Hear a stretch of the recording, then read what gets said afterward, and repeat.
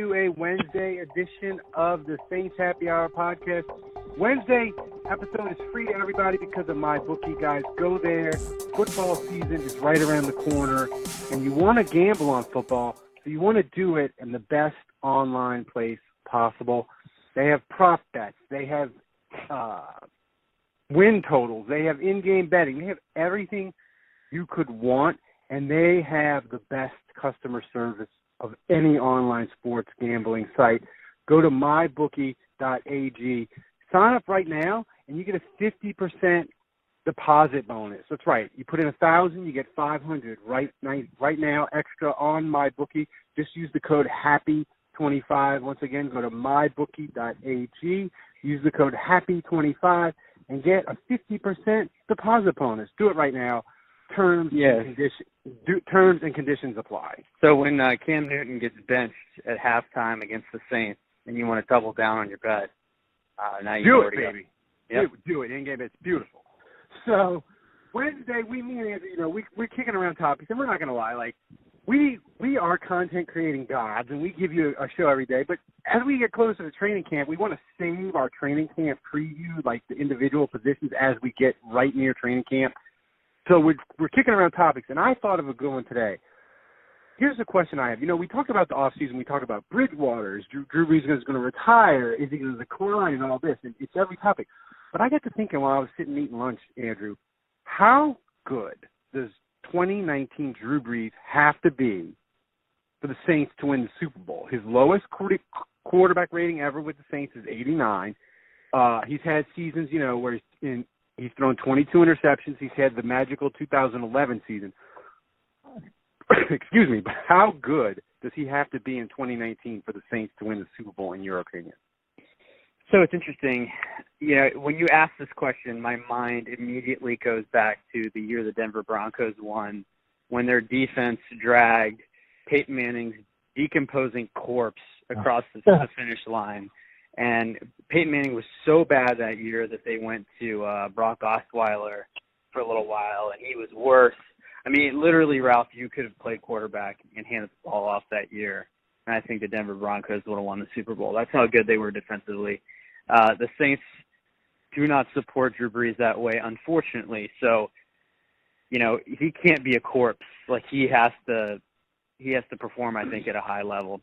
I think if you look at how he performed last year, I would say for the first really 3 quarters of the season, he was playing plenty good enough and really good. But as the offensive line started to deteriorate, I thought Brees' play declined along with it. And so it's funny in some ways. I almost feel like it's how well does the offensive line have to play is maybe even a more salient question than Brees, because if the Saints have injuries on the O-line like they did last year, I think ultimately that's going to lead to bad play for Brees. Brees is not going to decline mentally. I think if you talk just about reading a defense, preparation, IQ, all that stuff, like that's going to be the last thing to drop off, right? So I still think you're going to get – we can count on definitive elite preparation and all that stuff as far as that's concerned. As far as making the throws and stuff, this isn't that hard for Brees. A lot of it these days is just short throws to Michael Thomas, dump offs to Kamara. I don't think Jared Cook being on the team really makes things that much harder for him in terms of throwing it. So I would almost answer this question and say it's really not about Brees. It's about the offensive line and how much time they buy him. Yeah, I mean, my thing with Brees is as he's grown confident in that defense, he's changed the way he plays. I mean, he had YOLO seasons in 2010 where he was throwing 22 picks, 15 picks, 20, even in the 2011 season where he threw 46 touchdowns, he still had 19 interceptions. Like Drew Brees, he wasn't on the level of a Brett Favre, gunslinger gambler. People don't think of him that way, but he was like that. When the Saints offense needed him and he was throwing for 5,000 yards, Drew Brees would put the ball in crazy spots, and a lot of times it was out of necessity because he was like, "Shit, we are down 24-7. Like a punt ain't gonna get it done." Right, a punt is a turnover. A punt is a. What was your saying for the Saints? every time the Saints kick a field goal, when their defense was all-world bad, I said that it felt like every time they kicked a field goal, it felt like a punt. And every time they punt, it felt like a turnover. Yes, that's exactly right. So Drew Brees was in that, like, it was a joke, but it was true because Drew Brees was in that mindset, right? But the last 2 years, like, he threw 5 picks last year, and I don't know if that can, that's just, a lot of that can be attributed to luck, but a lot of it's not. Like, he didn't throw a lot of passes last year where you're like, oh, yeah, that should have been picked. But he had confidence in the defense, so it was like, okay, a punt is punting is okay. Yeah, punting is okay. So his totals are going to be down. So I'm just wondering, like, is a 2006 Drew Brees, like, where he throws 27 touchdowns and has 8 to 11 picks, and his rating is like 94 to 101. Like, is that going to be cool enough to get them where they need to be? Yeah, I think so, because you talk about the running game. Now, Latavius Murray replacing Mark Ingram is a little bit of a question mark for me. So, that's going to have to he's going to have to step up and show that he can fill in that void. The offensive line's a big one for me because, I just talked about how that ultimately dictates how Brees plays, but, that also supports him with the run game. But I think this team is very talented. They're not Denver Broncos good defensively, back when they dragged Peyton Manning to the title, but they're very good. This team is very balanced. They're good on special teams. The kicking game is excellent. The defense is solid. Pass rush is good. So I just think when you look at all this, Brees doesn't have to throw for 5,000 yards. He doesn't have to throw for 35 touchdowns. I think if he's just kind of what we saw last year, which is an efficient player, that's middle of the road in terms of passing yards, and, as long as he's efficiently getting the ball to his playmakers, this team is talented enough that they can win without him going gangbusters. So the path hasn't changed from last year. In fact, I think he could even dip a little efficiency-wise from last year, and this team can still win. And one thing with, Denver, they dragged Peyton Manning's corpse. One thing with them is, as great as their defense was, and it was an all-time great defense, and Peyton Manning, his legs had given out by that point. The one thing with them, they had a really great receiver in Demaryius Thomas. They didn't have anything else. The Saints have Michael Thomas. They have Kamara. They have Cook. So they'll have. Yeah. And I think Sean Payton is just a better. And they have Sean Payton. Yep. And they have Sean Payton, who's I just think is a better offensive game plan coach than Kubiak. Kubiak he's okay and nice, but Sean Payton is brilliant.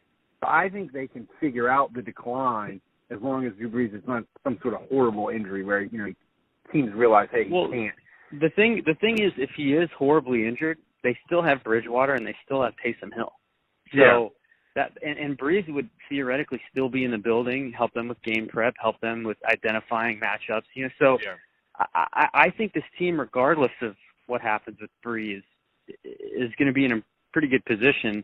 Obviously the division remains to be seen. How does Bruce Arians? How does that whole thing go with Tampa Bay? Are they any better? Do the Falcons rebound? All the talk has been about this new throwing motion with Cam Newton. Does that change the game at all for the Panthers? So those are all things that remain to be seen, and I think there stands to be the possibility that the NFC South will be more competitive and more difficult this year, but we'll have to wait and see there. But I just think, again, with Brees, he can't be awful. He's still going to have to play his efficient self, so there can't be a seismic drop-off, or I do think the Saints will suffer, and I do think they won't be able to go where they need to be. But if he can kind of maintain what he was last year, and then just, again, be his efficient self, trust the defense, special teams, and running game to support him, then I think it's fine. And it all kind of comes back to me, offensive line health. And I know that we kind of think about the Saints losing that Rams game. We blame it on the official, and it all comes down to that. But the reality is the Saints would have still had to go into the Super Bowl and beat the Patriots. And the way their offensive line was playing, and as banged up as they were, it was no given that they were going to win the Super Bowl against the Patriots. And that really was a liability in the Eagles game, which they barely won. It was a liability against the Rams. And blame the officials all you want, but I think a better offensive line doesn't make the game that close. And so I think if they can play better and have better health, and just have better luck in terms of just being having longevity throughout the course of the season, I think that's what's going to be most important. So I look at the offensive line. I mean, if you ask me the biggest question mark besides receivers not named Michael Thomas, I'm not that worried about that because I still know Jared Cook and Kamara are going to do their thing. So, like, even if the receivers end up garbage like last year, I'm less worried about that than I am about defensive tackle right now. To me, defensive tackle is the biggest question mark on this team because Rankins is gone, Davison is gone. The defense last year was tremendous against the run, and that was kind of the one thing they hung their hat on. And we just don't know. I mean, we think Malcolm Brown's going to be an upgrade. We think Mario Edwards could be a decent, role player. But to me, on the interior right now, that's the biggest question mark for the Saints. Because if they're not as good against the run, then that could be something that's difficult for them. And I think, not to bang on the stat nerds too much, but people say Bill Barnwell and those people, they're like, the run doesn't matter. It's a passing league. Run defense doesn't matter anymore. And I sort of go old school for a second on this. It's like, no, it still fucking matters because teams would go against the Saints and be like Pittsburgh at the end of the year. Pittsburgh was like, we're not even going to try. We're not even going to try. And if you go in the game and you can't run to the Saints are like, okay, then no one's going to run on us. We have the second best run defense besides Bears. You're not running on it. End of story. So it makes teams one-dimensional. And they might get you some, but overall, you go if the Saints can replicate that and keep that run defense in the top 8, that's a huge advantage every week when they go in, and it just makes life easier on Brees because they're less likely to give up chunk plays, and you don't look at the scoreboard thinking, oh my God, they're just chewing us up to death. I have to press. I have to do this. So I think that's a huge thing.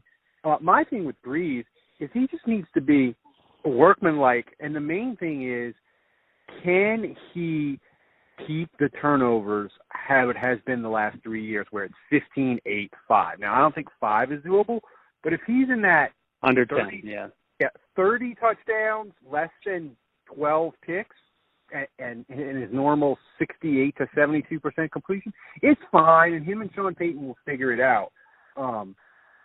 So I think the Saints are in a really good spot, and at the end of this podcast, I think the thing is, they still just need Drew Brees.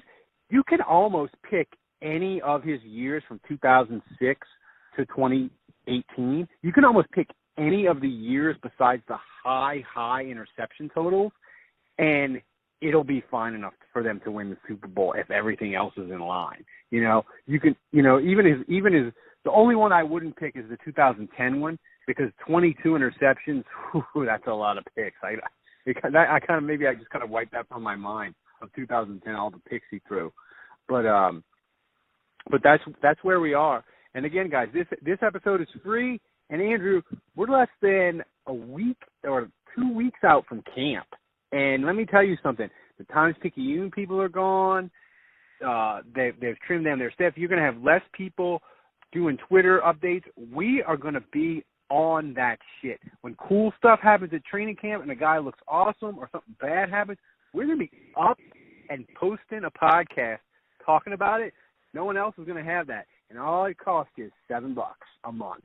And you're probably going to get Andrew, I don't even want to know how many podcasts we're going to be doing during training camp. We might be going 2-a-days at some point. Yeah, we might be going 2-a-days like the team. And also, we are going to we do post-game during the preseason. We do that shit during the game. Wait, there are no more 2-a-days for the players because they have CBA. The CBA knocked that out. So there's no CBA for our podcast. Yeah. There are no restrictions. No, there was no restrictions. So you might be getting 2-a-day. You're going to get day of the preseason game. You're going to get a preview, and we'll do a post-game show. We don't know if we're going to do it live or we're just going to tape it and post it, but it'll be up right after the game ends to get your Saints fix, and you're going to want that, dude. And it's $7.